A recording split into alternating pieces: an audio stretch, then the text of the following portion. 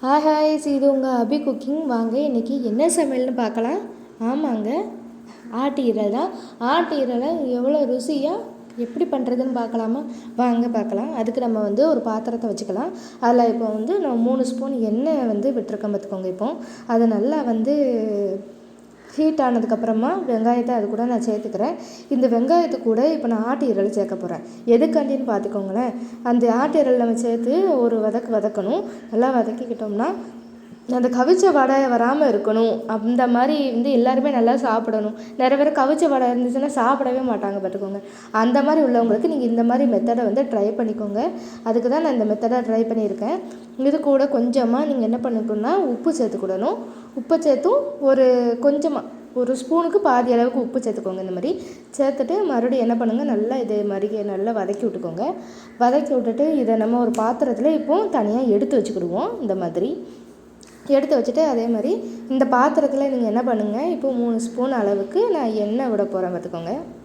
கடலை எண்ணெய் தான் நான் யூஸ் பண்ணுறேன் பார்த்துக்கோங்க.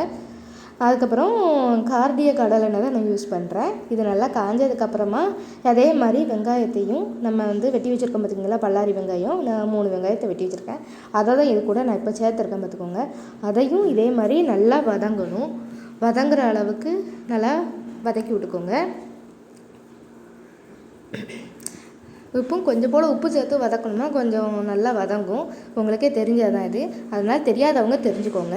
இப்போ நம்ம நல்லா வதங்கிட்டு இப்போ நம்ம ஆட்டு ஈரலை வச்சுருக்கோம் பார்த்துக்கோங்களா, வதக்கி அதை இது கூட நான் இப்போ சேர்த்துருக்கேன்.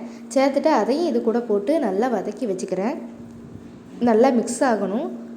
இப்போ ஓரளவுக்கு நல்லா வதங்கியிருக்கு. இப்போ 1 ஸ்பூன் அளவுக்கு பெப்பர் பொடி நான் சேர்த்துருக்கேன். அதுக்கப்புறமா தனி மிளகாத்தூள் தான் 1 ஸ்பூன் அளவுக்கு சேர்க்கணும். அதே மாதிரி நல்லா சேர்த்துக்கோங்க. இதையும் சேர்த்துட்டு அதுக்கப்புறமா நம்ம எல்லா இதுக்குமே யூஸ் பண்ணுற மாதிரி நான் குழம்பு பொடி அரைச்சி வச்சுருக்கேன் பார்த்துக்கோங்க. அந்த இதை நான் என்ன பண்ணுறேன்னா எல்லா குழம்புக்குமே யூஸ் பண்ணுற மாதிரி தான் பார்த்துக்கோங்களா. 2 ஸ்பூன் அளவுக்கு அதை மட்டும் நான் யூஸ் பண்ணிக்கிறேன். உங்களுக்கு உரப்புக்கு தக்கன நீங்கள் மசாலா இன்னும் சேர்க்கணுன்னா இன்னும் கொஞ்சமே நீங்கள் சேர்த்துக்கலாம். நான் 2 ஸ்பூன் அளவுக்கு தான் சேர்த்துருக்கேன் பார்த்துக்கோங்க. நான் 2 ஸ்பூன் அளவுக்கு நல்லா சேர்த்துட்டு அந்த மசாலாவோட நல்லா அந்த ஈரல் வதங்கணும் பார்த்துக்கோங்க. நல்லா அதே மாதிரியே மிக்ஸ் பண்ணி விட்டுக்கோங்க.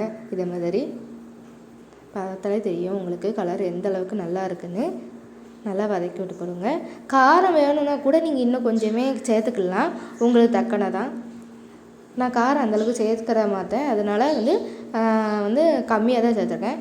இப்போது நீங்கள் இந்த டைமில் தான் நீங்கள் என்ன பண்ணுறீங்க, தக்காளியை இது கூட நீங்கள் சேர்த்துக்கிறீங்க. ஓரளவுக்கு வதங்கி வரவும் நம்ம தக்காளியை சேர்க்கணும். அப்போனா தான் அது ஃப்ளேவர் ரொம்பவே ருசியாக இருக்குங்க. நீங்கள் இந்த மாதிரி ட்ரை பண்ணி பாருங்களேன். ட்ரை பண்ணி பார்த்துட்டு எப்படி இருக்குன்னு எனக்கு கமெண்டில் சொல்லுங்கள்.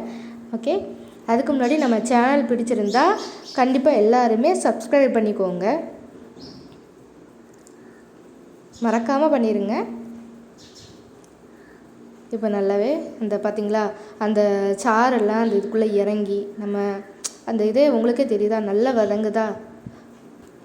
நல்லா இதே மாதிரி வதங்கி வச்சுக்கிடணும். அந்த சாரெல்லாம் அதுக்குள்ளே இறங்கி நல்லா பாருங்கள் மிக்ஸ் ஆகியிருக்கு. இப்போ நான் இது கூட பார்த்திங்கன்னு வச்சுக்கோங்களேன், ஒரு அரை டம்ளர் அளவுக்கு தண்ணி இது கூட நான் சேர்க்க போகிறேன். சேர்த்துட்டு என்ன பண்ணுறேன்னா நல்லா கொதிக்க விடணும் பார்த்துக்கோங்க. கொஞ்சம் நல்லா வேக விடுங்க. சிம்லே வச்சுட்டு நல்லா வேக விடுங்க. மூடி வச்சுட்டு பார்த்திங்கனாலே தெரியுதா. இப்போ நான் 5 நிமிஷம் கழித்து தாங்க உங்களுக்கு காட்டுறேன் எந்த அளவுக்கு வெந்திருக்குன்னு பாருங்களேன். இது கொஞ்சம் இன்னுமே நல்லா கொதிக்கணும். அதே மாதிரி மூடி வச்சு ஒரு 5 மினிட்ஸ் கழித்து எடுத்து பாருங்கள். நல்லா கட்டியாக ஃப்ளேவராக வந்திருக்கு பார்த்திங்களா. சாப்பிட்றதுக்கு ஏற்ற மாதிரியே நல்லா நம்ம சாப்பாடுக்கு இதை வச்சே எடுத்து சாப்பிட்டுக்கலாம் பார்த்துக்கோங்க. அந்தளவுக்கு இருக்கும். எல்லாருமே சாப்பிட்லாங்க. பிள்ளைங்களுக்கு கூட, சாப்பிடாத பிள்ளைங்க கூட விரும்பி சாப்பிட்ற அளவுக்கு தான் இருக்குது. நீங்கள் பார்த்தாலே வர நல்லா வெந்திருக்குது. இந்த மாதிரி நீங்கள் உங்கள் வீட்டில் ட்ரை பண்ணிவிட்டு கண்டிப்பாக எனக்கு சொல்லுங்கள் எப்படி இருந்துச்சுன்னு. இதோட ஃப்ளேவரே அருமையாக இருக்குங்க. இதோட ஃப்ளேவரு பார்த்துக்கோங்க. இந்த மாதிரி ஒரு திக்கான ஒரு இதில் நம்ம சர்வ் பண்ணுறதுக்கு இப்போ எடுத்து வச்சாச்சு. உங்களுக்கு இந்த வீடியோ பிடிச்சிருந்துச்சுன்னா சப்ஸ்கிரைப் பண்ணிக்கோங்க, லைக் பண்ணிக்கோங்க. தேங்க்யூ.